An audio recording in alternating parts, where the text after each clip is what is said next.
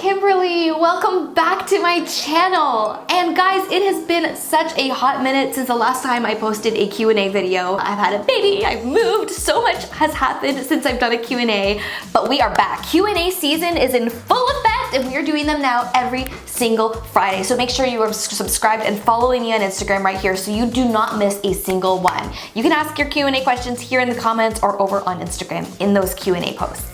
Today I have chosen some of the most hot and juicy and relatable Q&A questions so you guys can have answers to your relationship situations right now.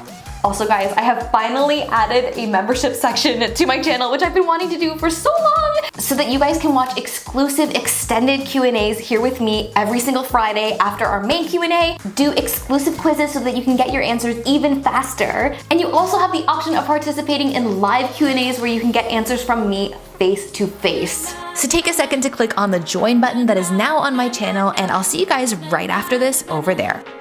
Guys, let's get into question number 1. Kayla says, how do you know if you're ready for dating?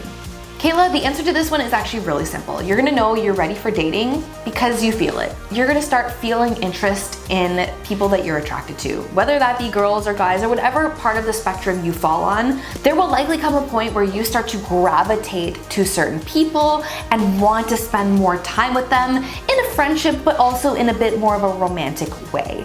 The question you want to ask yourself is, would I feel comfortable hanging out with this person in a non-structured environment, in a place that's not school, a lesson, a club, a sport? For most people, what that means is starting with something a little bit more structured than just a standard one-on-one date, which is very free-flowing and like wishy-washy and kind of can be very awkward. Group dates, on the other hand, can be very structured. Everyone knows what they're going to be doing. Everyone's together in a group and there's lots of opportunity for like chatting and activity and fun. If things do feel really good with that and you feel comfortable progressing to one-on-one dating, then you can make that decision when you get there.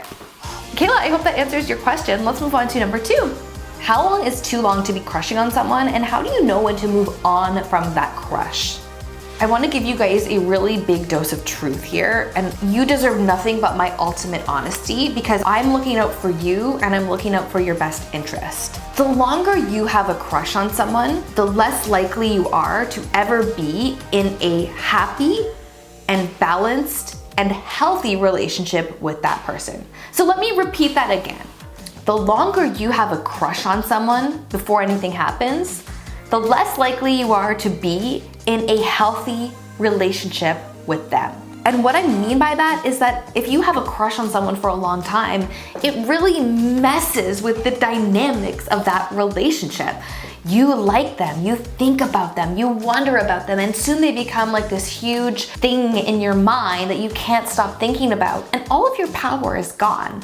And that's a really unhealthy way to start a new relationship. The longer something drags on, the greater of a chance there is for stagnation and really mixed up power dynamics. I do not want you guys to experience a relationship that's just set up for disappointment. So if you've had a crush any longer than like 6 months, I'd say put it aside and start crushing on someone new, or start getting to know someone new. And even get to know yourself. Can you guys see my blue mascara? Ooh, thank you, Benefit Cosmetics. We've got some serious stuff to talk about right now, so let's get right back into it. Crazy Girl with Curls wants to know, how do you get your life together? I'm in the home stretch for high school and I still feel lost. You guys are gonna get another one of my truth bombs right now. You are never going to not have the feeling of not having your life together, because you're gonna get out of school, perhaps you'll go to university, you'll get a job, maybe you'll have kids and get married, and now I'm in a situation with a business and 2 kids and a YouTube channel, and I still don't, I'm so fulfilled and so happy, and I have all the things I could have ever wanted, and I still feel like, oh my god, I need to get my life together. You know, there's just so much going on all at once, and I never feel like I'm totally put together, like in the way that, you know, you imagine you will one day. It took me so long, so much study, so much research, so much getting to know myself before I got to a place where I even knew what my career was. For me, I'm always so focused on the future that I was always like stressed out, like, oh my God, what's gonna happen? What direction am I going in? And now looking back, I realized none of that worrying really got me anywhere. The only thing that you need to do is pursue your passions, do them with all your heart. And as you do that, the universe, in my opinion, will open up doors for you that help lead to more things that allow you to pursue your passion. Understand that part of your job right now is to have fun and be true to yourself when it comes to making decisions for your future. Woo! Hamster Todd wants to know, how do you stop comparing yourself to his ex? I cannot even tell you guys how many times I have fallen into this trap when I've gotten together with someone and I look at photos of their ex. Even with Nathan. Nathan had an ex that like really upset me at one time because she was so freaking pretty, and I was like, oh my God, how will I ever compare to this person? It is so easy to like beat ourselves up over the things that we feel our partner's ex has that are better than us. And this is a totally destructive process.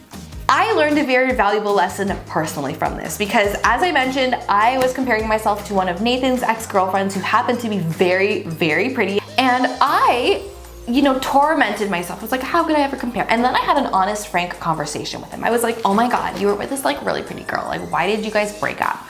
And which is such a dumb question anyway, because there's so many like reasons you'd be in a relationship with someone other than the fact that they're beautiful. Like, that's just crazy. But we had a very frank conversation. I was like, what happened with this girl? Why did you guys break up? And the truth is, Nathan said to me, she was the most boring person that I've ever talked to. We had no chemistry. I was bored. She didn't have that it factor with me at all. Like, this relationship was not meant to be. I was never serious about her. And for me, that said everything that I needed to hear. Because Nathan from day one always said that I was the one. He was 100% in, 100% committed. He knew that we had that it factor together. If the person you're with is with you and they've chosen you, they've done that for a reason. And it's not up to you to decide whether those other partners were a good match for them, because that was their decision to make. And they've done that for a reason, because they didn't want to be with that other person, because they like you more.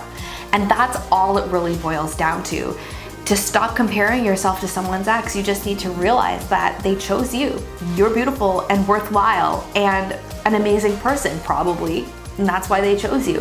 I think the more you step into that and feel great about yourself, the more it's easy to kind of say, okay, well, I don't even need to look at pictures of their ex because it just doesn't bother me anymore. All right, you guys, I hope you loved that Q&A so much. I am so freaking pumped to be back. I can't wait for Q&As every single Friday to see you right here and to read all your amazing questions and to get you the best answers. Don't forget to be subscribed to this channel, Ask Kimberly, of course, and go over to the membership section now because a new video is going to be up that answers 10 more of your questions. It gets into lots of details. And of course, guys, be following on Instagram as well so you don't miss a single Q&A post.